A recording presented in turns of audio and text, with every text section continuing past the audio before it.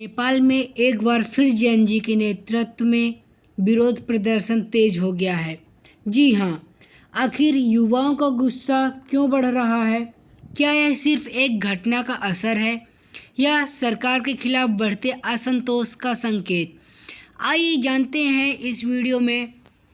The times of India news के अनुसार, तो अगर आप सभी लोग हमारे चैनल पर अभी तक नए हैं तो हमारे चैनल को सब्सक्राइब कर लीजिएगा, वीडियो को लाइक कर लीजिएगा, एक प्यारा सा कमेंट जरूर करिएगा। डिस्क्रिप्शन में हमारे टेलीग्राम चैनल की लिंक दी हुई है, उसको आप ज्वाइन करिएगा, वहाँ आपको इस वीडियो की पीपीटी मिल जाएगी। चलिए शुरू करते हैं। आखिर मुख्य समाचार क्या है? नेपाल में युवा प्रदर्शनकारी फिर से सड़कों पर उतरे हैं। प्रधानमंत्री बालन शाह के खिलाफ भारी विरोध प्रदर्शन जारी है। यह प्रदर्शन आत्मदाह और बस्तियों को हटाने को लेकर है। जी हाँ, ये जो समाचार है ये बालन शाह के खिलाफ विरोध प्रदर्शन किया है जेएनजीओ ने। इस प्रदर्शन में आत्मदाह और बस्तियों को हटाने के लिए लेकर ये प्रदर्शन किया गया है। ठीक है, इसका जो है वो प्रमुख मुद्दा क्या है? मुद्दा इसमें है कि आत्मदाह की घटना, इसमें आर्थिक तंगी यानी जो फाइनेंशियल डिजास्टर है यानी डिस्ट्रेस है, जो गणेश नेपाली नामक युवक ने आर्थिक तंगी से आत्मदाह किया है यानी खुदकुशी की है। इसका जो जुर्माना है वो ट्रैफिक पुलिस द्वारा लगाए गए भारी जुर्माने से वह परेशान था। दुखद अंत इसका यह था कि इलाज के दौरान अस्पताल में युवक की मौत हुई, जिससे आम युवकों का गुस्सा भड़क गया।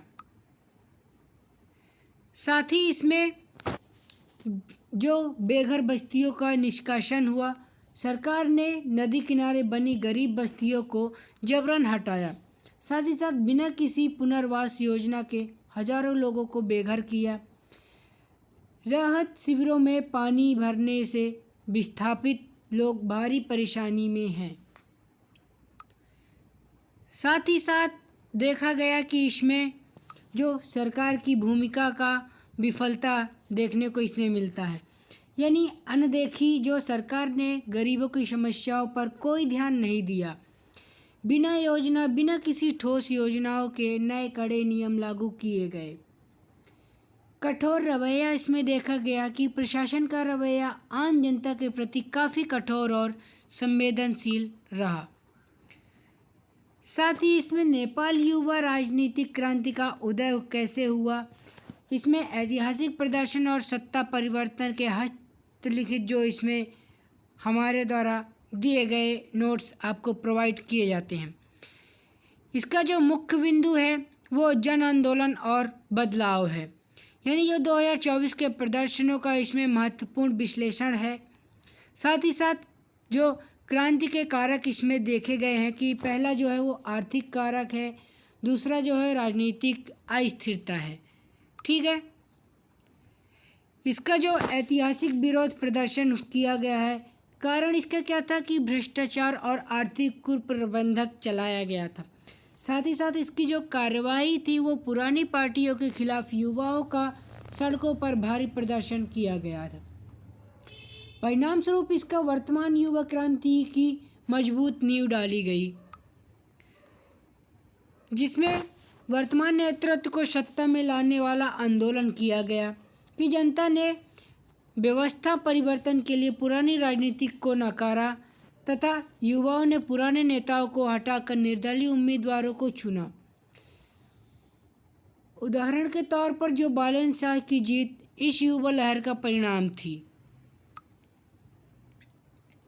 साथ ही इसमें देखा गया कि राजनीतिक व्यवस्था और ऐतिहासिक संदर्भ क्या है। तो अतीत इसका पिछले वर्ष के कुछ बड़े युवा आंदोलन ने पूर्व प्रधानमंत्री ओली को सत्ता से हटाया था तथा बदलाव उसी युवा वर्ग ने भारी जन समर्थन देकर बालन शाह को जिताया और नई सरकार बनाई। साथ ही साथ इसका जो वर्तमान विरोधाभास क्या है, तो आज वही युवा वर्ग अपनी चुनी हुई सरकार के सख्त खिलाफ है। यह पुरानी क्रांति का अगला चरण है। इसी के साथ देखा गया कि इसमें पुलिस और हिंसक झड़पें भी हुई।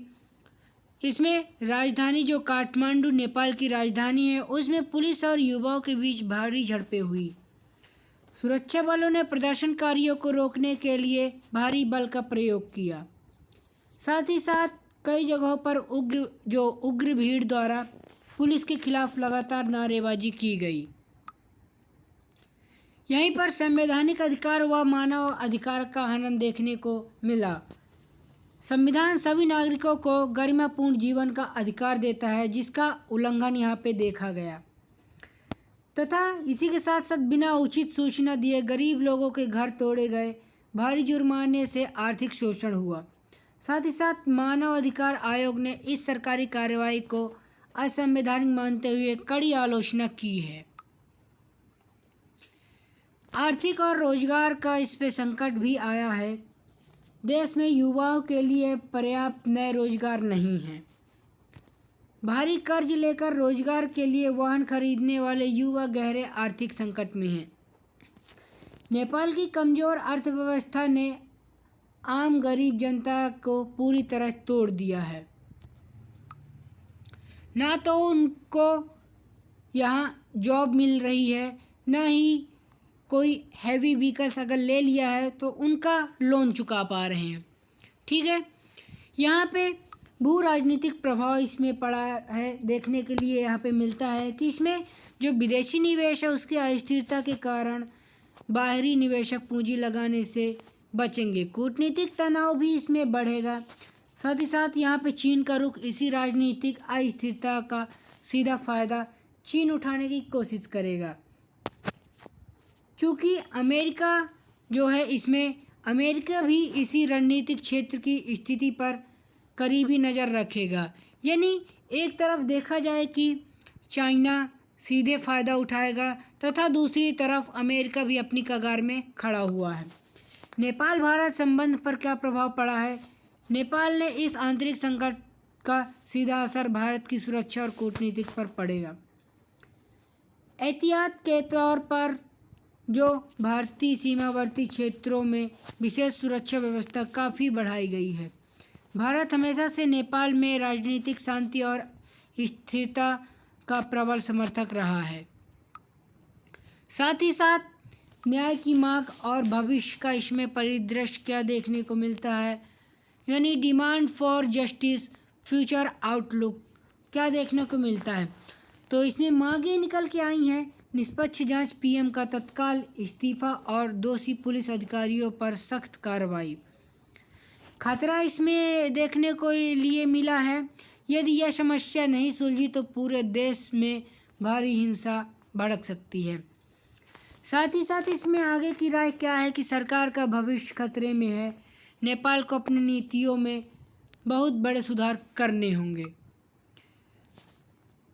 इसका जो मुख्य निष्कर्ष नेपाल में सत्ता परिवर्तन, यानी जो पुरानी व्यवस्था है वो भ्रष्टाचार और आर्थिक कुप्रबंधन, पुराने नेता को हटाकर नया सिस्टम लाया गया था। इसमें प्रतिमान क्या आया कि व्यवस्था परिवर्तन की मांगे तथा निर्दलीय नेतृत्व वाले शाह का इसमें चयन किया गया। तो आई होप वीडियो आप सभी लोगों को अच्छी लगी होगी। अगर हमारी वीडियो अच्छी लगी है तो हमारे चैनल को सब्सक्राइब कर देना, वीडियो को लाइक कर देना तथा डिस्क्रिप्शन बॉक्स में हमारे टेलीग्राम चैनल का लिंक दिया हुआ है, वहाँ से चैनल को हमारे ज्वाइन करिए और पीपीटी आप वहीं पे प्राप्त कर सकते हैं। मिलते हैं नेक्स्ट वीडियो में, तब तक के लिए जय हिंद, वंदे मातरम।